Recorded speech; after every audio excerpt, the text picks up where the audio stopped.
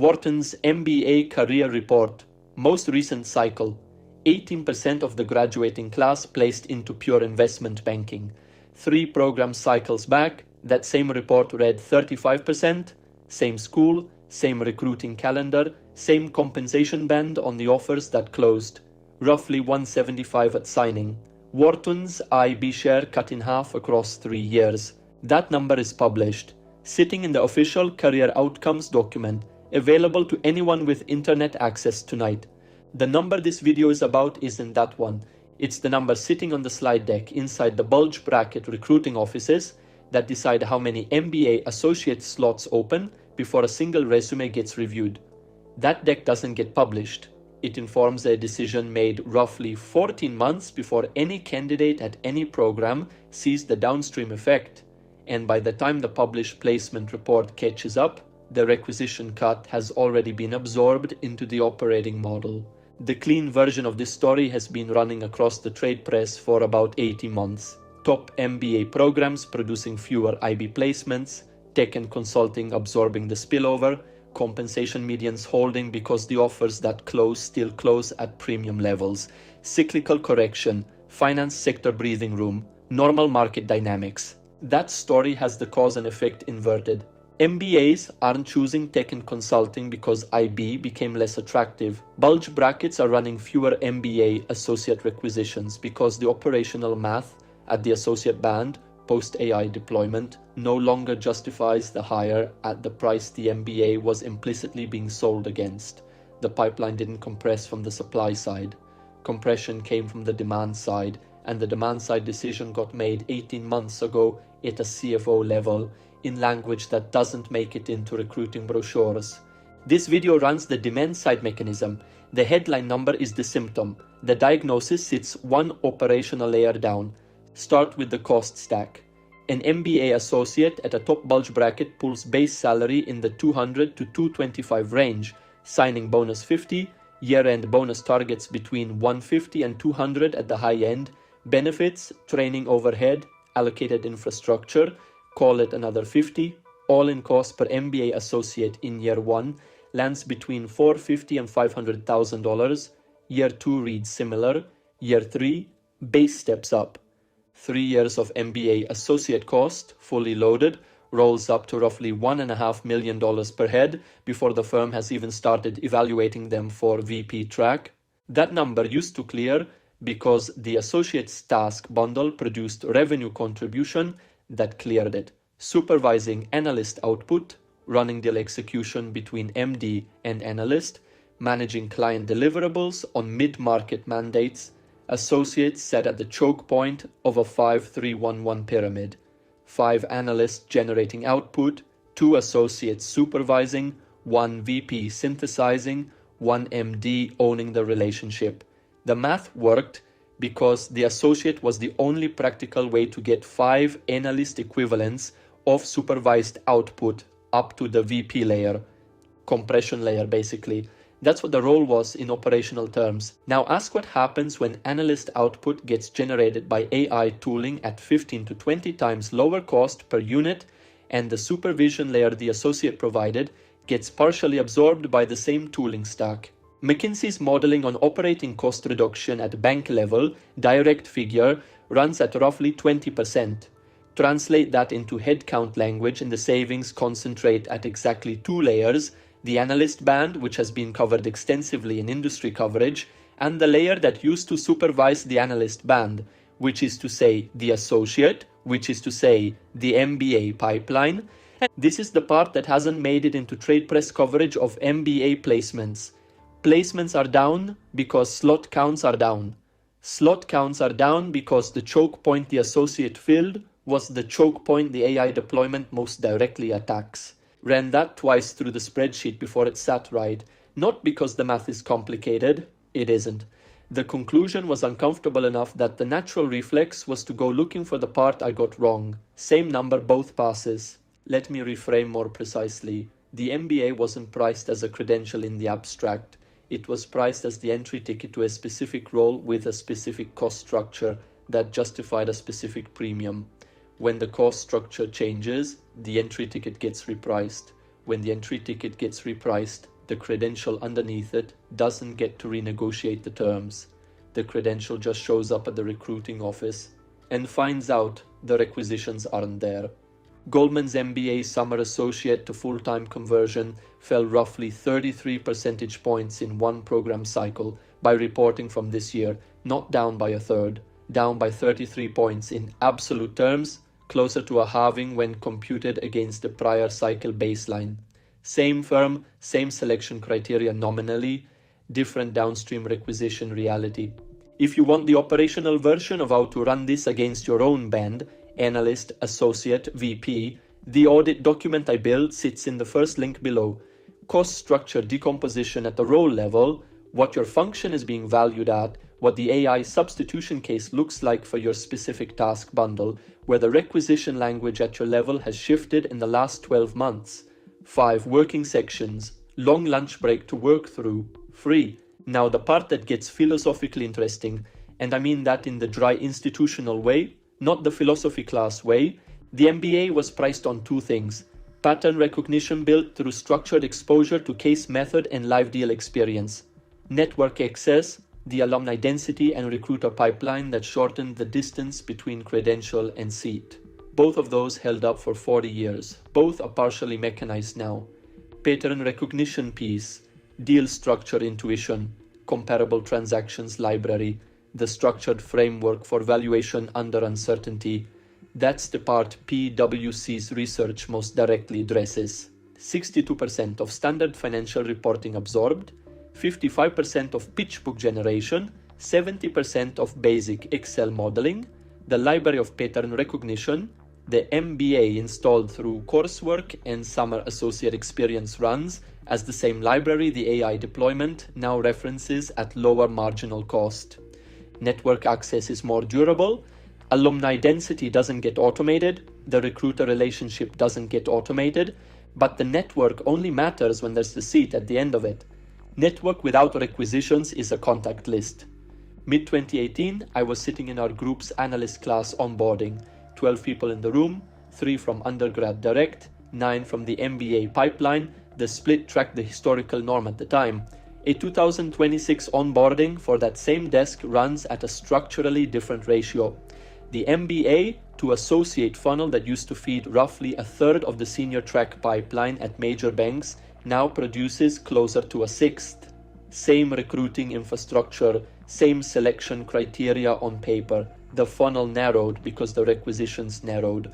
2 of the people from my cohort's MBA pipeline are MDs at competitor firms now. One sits at a buy-side fund.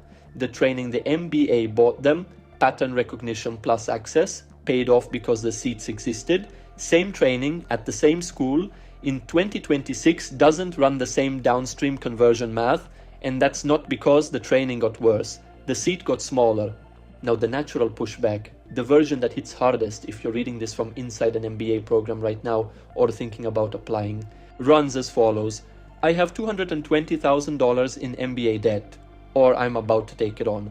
Total cost of attendance at a top program clears $300 when opportunity cost loads in. The IB associate role was the specific one that made that math work on a 5-year debt service horizon. Without that role, the financial premise of the MBA collapses.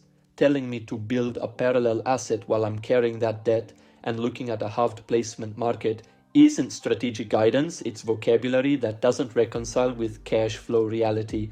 Real argument has to get addressed at the math, not at the framing. Math runs as follows. MBA debt service on $220,000 at current rates lands at roughly $2,800 a month over 10 years. Associate compensation that lands clears the debt service comfortably. That hasn't changed. Risk isn't on the offers that close. Risk is on the conditional probability that any specific MBA candidate clears the now narrower funnel. Pre-2024, MBA to IB placement at the top tier ran at roughly 35% within the cohort that targeted IB. Current cycle, 18. The expected value calculation on the MBA as IB insurance product changed because the underlying option got cheaper to write and harder to exercise. Same MBA candidate with the same pre-MBA profile runs roughly half the unconditional probability of landing the IB outcome the program was implicitly priced against. Different question now. Not should I go to MBA, not should I take the IB associate offer if it comes. The question is, what fraction of your career bet sits in a credential whose underlying market just repriced? And the answer to that question stays the same answer regardless of whether you're 3 years into MBA debt or 12 years into the analyst pipeline. Asymmetric calculation runs on duration of W2 concentration risk, not on which credential got you into the W2 in the first place.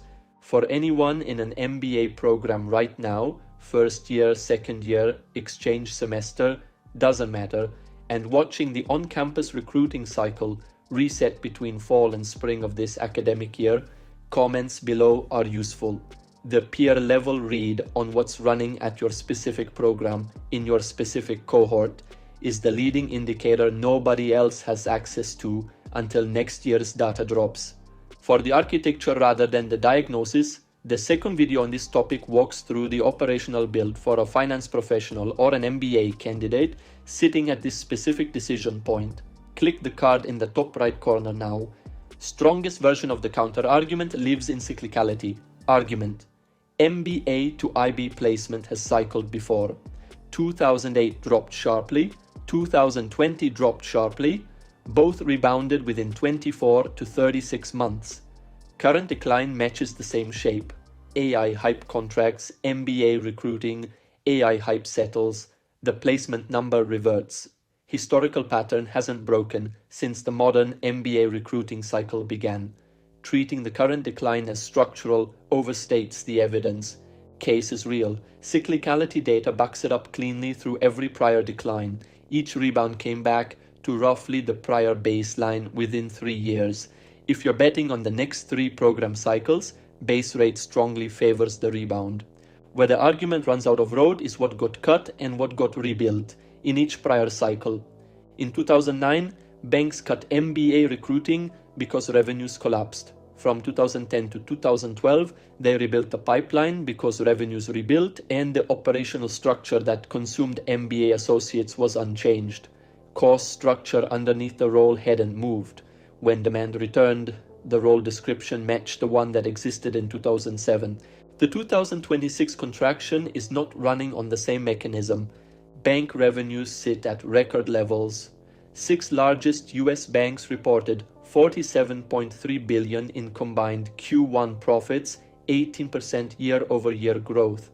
Contraction in MBA hiring isn't a revenue problem, it's an operational structure problem at the associate bench specifically, and the operational structure that consumed MBA associates is being actively rewritten at every major bank in real time in the current quarter.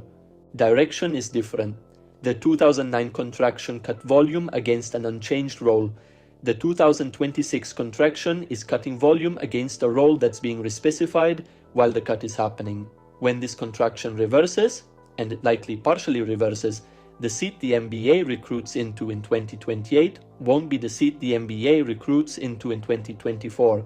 Same title possibly, different task bundle underneath, different headcount math underneath the task bundle. Cyclicality holds for the volume, doesn't hold for the role. This is the place I'd want a colleague to pressure test the analysis. If the 2028 associate role recovers to 2024 task definitions, the argument falls. I haven't seen the data that supports that recovery shape, but I've also seen analyses that anticipated faster automation timelines than what's actually deployed. Pressure test in the comments. That's the part of the analysis I'd most want corrected if it's wrong. Now the second pushback that lands after the cyclicality one resolves, and this one is actually shaping what current MBAs are doing on the ground, runs like this. If bulge bracket isn't recruiting MB as the way it used to, the rational pivot is the boutique investment bank or the middle market shop. Lower fee structure, closer client work, slower AI deployment curve, role description still anchored to 2022 norms. Selby Jennings' 2026 tracking on hybrid role demand applies to bulge bracket. Boutique shops are still hiring traditional associates because their cost structure hasn't repriced yet. Plausible move. Number of MBA candidates running it right now is real. Math works for the next cycle. Math after that is where the load shifts. Boutique adoption of AI tooling runs roughly 18 to 24 months behind bulge bracket on the deployment curve, documented across multiple consulting research stacks. Reason is partly capital. Boutique firms can't allocate the 8 figures bulge brackets are spending on enterprise AI contracts. Reason is partly process. Boutiques don't carry the compliance overhead to deploy at scale immediately. But cost structure isn't a defensible moat, it's a delay. By 2028, the same task coverage rates running at bulge brackets in 2026 will be running at boutiques. The associate hire made into a 2026 boutique role is being made into a role whose underlying economics will reset within the same horizon as the associate's vesting schedule. Sounds like a long timeline. It isn't. An MBA associate hired in 2026 vests their signing bonus in 2027, hits their first major bonus cycle in 2028. The cost structure repricing, they pivoted to boutique to avoid catches up to them in roughly the same window the bulge bracket version would have. Different timeline, same destination.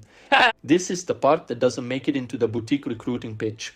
Boutique recruiters don't have visibility into the 18 to 24 month deployment lag they're operating inside, and the MBA candidate doesn't have access to McKinsey's full operational research stack. Information asymmetry on both sides of the table, bias toward the move that looks safer right now, and reprices on a delay. Audit document running below isn't theory. It's the operational moves you can run between now and the end of the next bonus cycle, including the boutique versus bulge bracket calculations specific to MBA candidates and current associates. First link in the description. Here's where the analysis turns operational briefly, and then I'll let you go. The question for any finance professional sitting at any band right now isn't which credential to acquire. The credential question presupposes that credentials are being repriced linearly. Actual repricing happens at the seat level, at the requisition level, at the task bundle level, at the cost structure decision level inside the firm doing the hiring. Asymmetric calculation runs on duration of dependence on a single repricing exposed seat.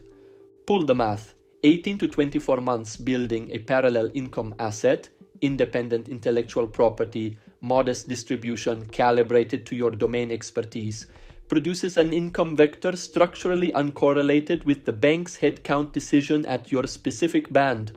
Cost, a few hours a week, declining tooling cost curve, finite time commitment.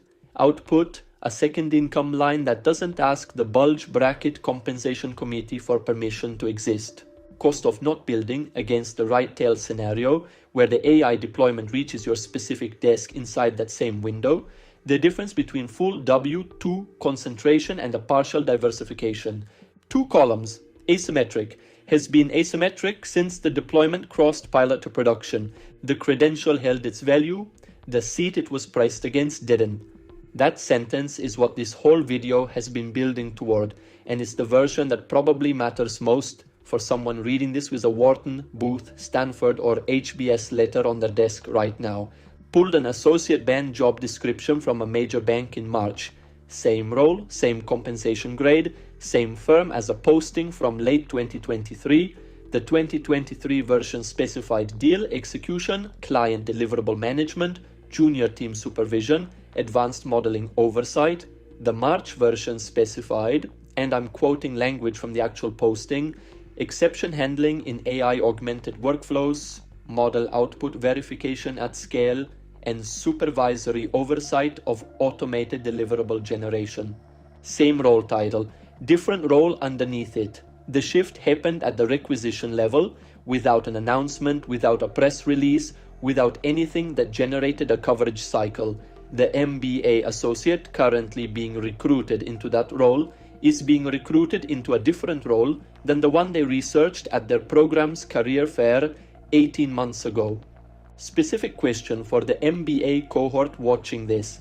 If you've pulled a current associate JD at one of your target firms and compared it line by line to the same firm's 2024 version of the same posting, what changed? Not generally, specifically.